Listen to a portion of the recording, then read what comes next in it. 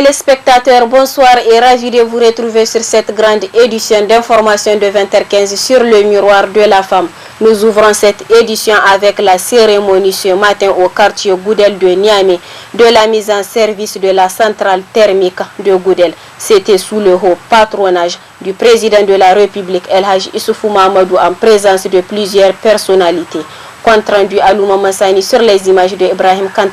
Cette cérémonie de la mise en place de la centrale thermique à pétrole brut de 89 MW de Goudel a vu la présence de plusieurs personnalités, notamment le président de la République El Hadj Issoufou Mahamadou et plusieurs invités de marque. Cette centrale thermique est la suite logique du programme de la Renaissance du président de la République, qui traduit sans nul doute l'engagement et la volonté politique des autorités de la 7e République. Prenant la parole, le gouverneur de la région de Niamey, celui-ci se réjouit de la mise en service de ce joyau qui contribuera dans le renforcement des capacités de la Nigélec dans les 3 régions du Niger. Pour le directeur général de la société Istithma West Africa Limited, cette centrale a été réalisée grâce au partenariat public-privé sous la supervision du ministère de l'Énergie et de la Société nigérienne d'électricité, Nigélec. Cette centrale thermique d'une puissance de 89 MW, réalisée dans le cadre d'une convention de partenariat public-privé, a nécessité un investissement de 69 millions d'euros. Sa particularité est qu'en plus des carburants habituels qui sont le gasoil et le fioul lourd, cette centrale est conçue pour fonctionner au pétrole brut nigérien comme combustible. Par cette réalisation, le Niger se trouve renforcé dans son indépendance énergétique, tant par l'augmentation des capacités internes de production que par l'utilisation de combustibles produits localement, donc sortant le Niger du joug des importations avec tous ses aléas. La ministre de l'Énergie, Mme Aïssata Issa Mega, est revenue sur les caractéristiques de cette nouvelle centrale thermique qui alimentera 3 régions du fleuve. La cérémonie qui nous réunit aujourd'hui concerne l'inauguration officielle de la centrale de Niamey construite sur le site de Goudel.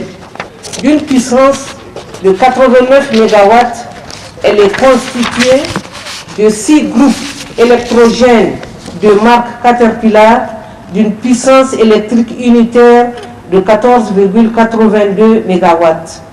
La mise en service de cette centrale contribuera à la satisfaction de la demande sans cesse croissante dans la zone du fleuve composée des régions de Niamey, Tillabéri et Dosso et permettra, en association avec les moyens de production existants, d'assurer une couverture d'au moins 75%, même en cas d'indisponibilité de la ligne 132 kV d'importation Birninké-Niamey. Pour la Nigélec, ce projet constitue une aubaine et lui permettra d'entamer avec certitude une éventuelle augmentation de la consommation avec le Ramadan qui s'annonce et la période de grande chaleur qui a toujours été un casse-tête dans la gestion de l'énergie électrique. La centrale thermique a entre autres une salle machine qui constitue 6 groupes électrogènes de puissance unitaire de 14,82 MW, avec leurs auxiliaires et une salle de cellules, notamment des cellules de protection moyenne et basse tension, avec le seul objectif l'amélioration et la sécurisation de l'approvisionnement de la zone du fleuve. Il s'agit de la région de Niamey, Dosso et Tillabéri. Le coût global de ces travaux est de 66,25 milliards de francs CFA, y compris la centrale des Anders dont les travaux vont bientôt démarrer. Justement, le président de la République a officiellement inauguré cette première centrale thermique à pétrole brut du Niger, réalisée en partenariat public et privé sous la supervision du ministre de l'Énergie et de la Nigélec. Cette centrale a une puissance de 89 MW. Après cette inauguration, le président de la République, Issoufou Mahamadou, a livré ses sentiments à la presse. On le suit. La question de l'énergie est une question centrale pour le programme de Renaissance. L'énergie fait partie des priorités parce que nous sommes convaincus qu'il n'y a pas de développement économique pour un pays sans énergie électrique. D'ailleurs, la puissance électrique installée est un indicateur de puissance au niveau des pays. Alors, nous avons décidé d'exploiter toutes les sources d'énergie disponibles à moindre coût pour alimenter le développement économique du Niger. Nos villages, nos industries, notre agriculture, etc. ont besoin d'énergie. Et c'est pour cela que je me réjouis de la cérémonie de ce matin qui permet de procéder à l'inauguration de cette centrale de 89 MW. Parlons à présent politique dans cette édition. L'avocat du président du RDR, Tchangi, a animé hier dans l'après-midi une conférence de presse dans la salle de réunion d'Africa Hall.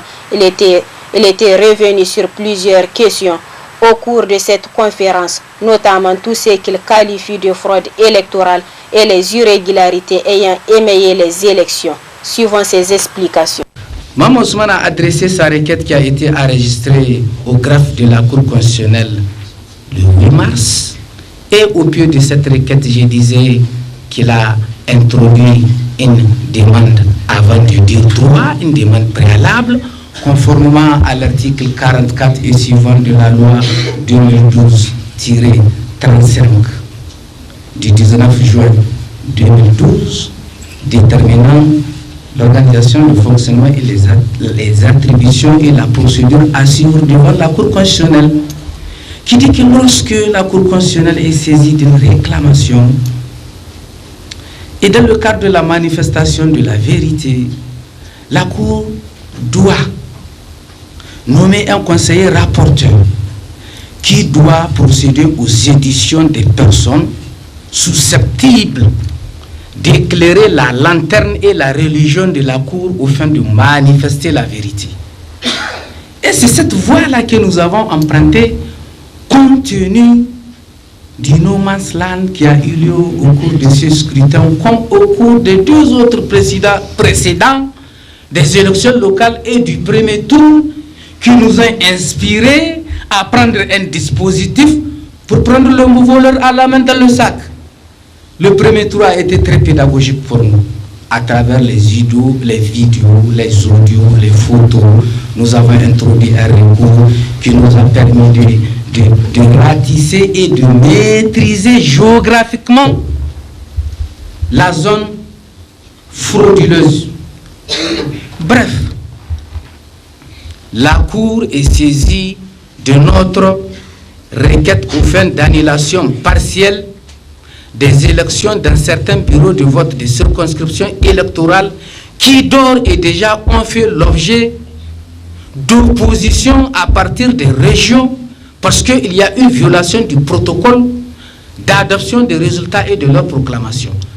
De la table technique qui dépouille, à la table de contrôle, jusqu'à la table de la diffusion, c'est ça le protocole. Alors, dans ces différentes circonscriptions où il y a eu opposition, rien que la région de Tawa, nous avons 292 144 voix litigieuses qui vont tomber. C'est ce qui fait que les pourcentages et les chiffres avancés par Mme Ousmane sont de 50,30. Mais après le dépouillement des PV, nous autres avocats, nous avons découvert d'autres voix qui vont tomber, d'autres suffrages frauduleux, notamment sur les voix des listes additives. L'hôtel Radisson Blu a servi de cadre ce matin à une cérémonie d'ouverture d'un atelier d'échange entre les professionnels des médias et les responsables de la plus haute juridiction chargée du contrôle des finances. Compte rendu Aïssa Adamou à côté Abdel Nasser Abou. Cette rencontre d'échange entre les professionnels des médias et la Cour des comptes en collaboration avec l'ONG Shiga se tient pour informer et sensibiliser les représentants des médias publics et privés sur le rôle, la mission et les activités de la Cour des comptes. Cette dernière a en effet besoin des médias pour sa visibilité et pour vulgariser au grand public le travail qu'elle accomplit au quotidien. Les médias sont aussi les partenaires du programme SHIGA parce qu'ils participent à la sensibilisation, à la formation et à l'information des citoyens. Pour SHIGA, les médias sont les catalyseurs de la bonne gouvernance. Leur action contribue à rendre la redevabilité effective et les citoyens plus responsables. Le Cour des comptes a besoin des médias pour sa visibilité et pour valoriser au grand public le travail important qu'il accomplit au quotidien. SHIGA ne peut que se satisfaire du rapprochement des institutions étatiques avec les médias et les OSC. Le premier président de la Cour des comptes a saisi l'occasion pour rappeler aux participants les missions de la Cour des comptes. La Cour des comptes est une institution de la République consacrée par l'article 141 de la Constitution du 25 novembre 2010. Ses attributions, sa composition, son organisation et son fonctionnement sont définis dans la loi organique numéro 2020-035 du 30 juillet 2020. Elle a pour mission de promouvoir la bonne gouvernance financière et la transparence dans la gestion des finances publiques, conformément à son rôle et à sa mission. La Cour des comptes mène des activités de contrôle de la gestion des comptes de l'État, des collectivités territoriales, des établissements et entreprises publiques, des autorités administratives indépendantes ayant bénéficié de l'appui financier de l'État. Les contrôles ainsi menés par la Cour sont repris et synthétisés dans un rapport général public, produit et vulgarisé chaque année. Toutefois, les activités de la Cour des comptes restent encore méconnues par de nombreux concitoyens. C'est pourquoi, en élaborant son plan stratégique 2020-2024, la Cour des comptes a défini le troisième résultat de ce plan dans le renforcement de la confiance du public envers elle. Ce travail de communication tendant à améliorer la connaissance et la compréhension par le grand public des rôles et responsabilités de la Cour des comptes en tant qu'institution indépendante de contrôle des finances publiques ne peut se faire sans les journalistes. À l'issue de cette journée d'échange avec les professionnels des médias, ces derniers seront mieux outillés sur les différentes fonctionnalités de la Cour des comptes. Enfin, il faut noter que ces professionnels des médias ayant pour rôle d'informer et de sensibiliser le public auront quant à eux la responsabilité de transmettre leurs acquis de cet échange au public. Cette édition avec le lancement officiel ce matin au centre incubateur de l'université Abdou Moumouni de Niamey du projet dénommé Prévenir, agir et vivre ensemble, organisé par l'association des jeunes pour l'éducation et le bien-être AGEB Niger, sous le haut parrainage de l'ambassadeur de la République islamique du Pakistan au Niger. Plus d'éclaircissements dans ce reportage. Ouverte avec l'hymne national du Niger, suivi de celle du Pakistan, cette formation des jeunes médiateurs, organisée par l'Association des jeunes pour l'éducation et le bien-être AGEB Niger, est placée sous le thème « Jeunesse et paix ». Quel engagement pour promouvoir la tolérance, le respect et l'entretien des biens mobiliers publics dans un contexte post-électoral. Il faut noter que cette formation vise à promouvoir la participation et l'engagement des jeunes dans la prévention et la gestion non violente des conflits communautaires. Par cette initiative, l'ambassade du Pakistan au Niger entend apporter son appui à la jeunesse nigérienne. Si vous avez confiance en vous-même, si vous croyez en vous-même, si vous êtes déterminé, si vous êtes engagé à travailler durement dans un environnement de paix et de sécurité, rien n'empêchera au Niger d'être un Niger émergent, d'être un Niger prospère, d'être un Niger grand demain. À l'occasion de cette formation, le président des jeunes Ali Oumarou attire l'attention des jeunes vers l'entrepreneuriat. Il faudrait bien que nos camarades étudiants puissent combiner les études à la vie associative. D'autres combinent leurs études avec la vie syndicale. Mais pour moi, la meilleure école de la vie reste et demeure la vie associative. C'est pourquoi, à sortir que après vos masters, vos licences, qu'il y a de la place pour vous à la fonction publique. Je vous assure qu'il n'y en aura pas. En plus du nombre de concours annulés, vous êtes témoins. Donc, je vous invite à croire en vous et surtout à investir. Pour finir, l'année dernière, mois de Ramadan, chaque soir à la descente, il y a un vendeur de fruits au niveau du rond-point hôpital. Et je m'arrange, quel que soit d'où je viens, de m'arrêter là-bas pour acheter les fruits pour la rupture. Là. Pourquoi? Parce que, en fait, c'est un camarade étudiant. La première fois quand j'étais chez lui, il me dit que lui, il étudie à l'université Abou-Nimoun de Niamey, mais parallèlement, il fait ça. Parallèlement, je m'arrange aussi à aller l'encourager chaque soir. Parce qu'on a besoin de ce genre de Nigériens. Quant au président exécutif d'AGEB Niger, après avoir évoqué les objectifs de cette formation, lance un appel à l'endroit des ONG et les bonnes volontés. Le renforcement des capacités de jeunes constitue un élément capital en vue de renforcer sa résilience. Puisque, selon plusieurs analyses, le jeune constitue la principale victime et surtout la principale cible pour poser des actes de violence à contenu religieux, politique et identitaire. Ces manipulations généralement idéologiques font qu'aujourd'hui, les jeunes représentent les acteurs principaux des mouvements radicaux.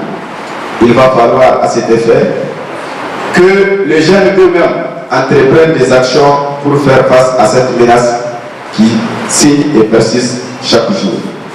Nous demandons à cet effet à l'État de prioriser les initiatives de jeunes qui participent à la stabilité de notre pays, comme le recommande la résolution 2242 et 2250 du Conseil des Nations Unies, qui demande à tous les États membres et les institutions d'élaborer un plan d'action de prévention et de lutte contre la radicalisation et l'extrémisme violent en promouvant bien évidemment les initiatives des jeunes. Nous voudrons également faire un appel à toutes les ONG et les bonnes volontés de nous aider pour faire profiter de cette formation à toute la jeunesse un peu partout dans notre pays. Il faut noter que cette formation qui durera 2 jours sera suivie d'une caravane de sensibilisation dans la ville de Niamey. Mardi 16 mars 2021, l'humoriste Maman, de son vrai nom Mohamed Mustafa, a procédé à la pose de la première pierre de l'école de comédie et des arts de Niamey, une école pour les jeunes comédiens nigériens et africains. Pour Maman, cette école est la maison de tous les artistes. Monter sur scène, faire une vidéo nécessite de maîtriser certaines techniques. Quelque chose qu'on peut faire en 1 minute, souvent les gens font ça en 3-4 minutes, alors qu'il y a juste une vanne ou deux, et ils tirent. Donc c'est être plus efficace et puis avoir un discours beaucoup plus responsable. Savoir que quand on fait une vidéo, on a une responsabilité. Les gens nous écoutent, surtout aujourd'hui avec le numérique. Les jeunes écoutent et ils suivent tout ce qu'on dit. Donc si on dit des bêtises, ils vont suivre ces bêtises-là. Donc ceux qui veulent être formés, ceux qui veulent avoir des techniques, et surtout pour que ça devienne leur métier, pour qu'ils gagnent de l'argent. Aujourd'hui, comédien, c'est un métier comme être maçon, comme être électricien, comme être médecin. Il y a des écoles d'humour où on apprend à écrire un sketch, à faire une vidéo, à lire son contrat. Parce que les contrats, il faut savoir, il y a plein d'artistes qui se sont fait avoir. Ils signent un contrat et puis après, ils ne peuvent plus utiliser leurs produits qu'ils ont fait. C'est une école qui est là, au Niger, pour les jeunes Nigériens, pour les jeunes Africains, parce qu'on va former des humoristes de toute l'Afrique qui vont venir ici. Donc c'est une opportunité. L'humour est un secteur de l'économie. Donc cette école va donner en plus des cours de comédie, des cours d'histoire, des cours de géographie, des cours d'économie, des cours d'instruction civique. On va former des citoyens. Il y aura un théâtre en plein air qui va prendre 735 places. Il y aura un théâtre couvert où on peut faire des spectacles, où on peut faire des projections de films, où on peut tourner des films. C'est un auditorium aussi. Il y aura des salles de classe, des salles de répétition. Les gens peuvent venir de Niamey, de partout pour venir répéter ici. Donc c'est vraiment la maison de tous les artistes.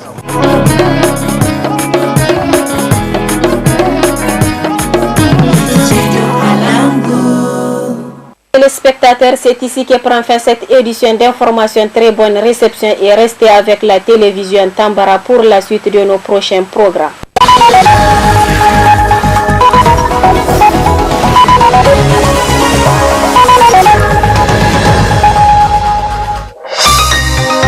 Ce journal vous a été présenté par STM Transport Voyageurs. Une nouvelle façon de voyager.